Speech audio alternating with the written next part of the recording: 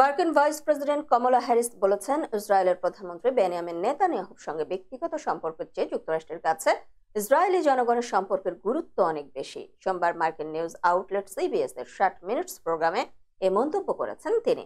নির্বাচনী প্রচারণার অংশ হিসেবে দেওয়া ওই সাক্ষাৎকারে ডেমোক্র্যাট প্রেসিডেন্ট প্রার্থী হ্যারিস বলেন, ইসরায়েলের প্রতি মার্কিন সমর্থন ব্যক্তিগত সম্পর্কের পরিবর্তে নীতির উপর নির্ভর করবে। সম্প্রতি লেবাননে যুদ্ধবিরতি ইস্যুতে মার্কিন অবস্থানের বিষয়ে হ্যারিস জানান, ওয়াশিংটন হামাস এবং হিজবুল্লাহর মতো গোষ্ঠীগুলির বিরুদ্ধে আত্মরক্ষার জন্য ইসরায়েলকে সমর্থন করে, আর ইসরায়েল মার্কিন চাপের মধ্যে কিছু পদক্ষেপ নিয়েছে।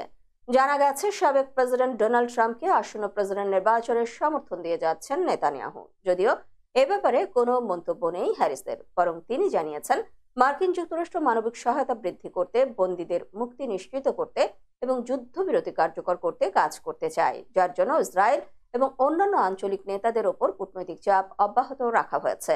নেতানিয়াহু তার একজন ঘনিষ্ঠ বন্ধু কিনা জিজ্ঞেস করা হলে হ্যারিস ফোকাস সরিয়ে নিয়ে বলেন, উভয় দেশের জনগণের মধ্যে জোট অনেক বেশি জরুরি ও গুরুত্বপূর্ণ।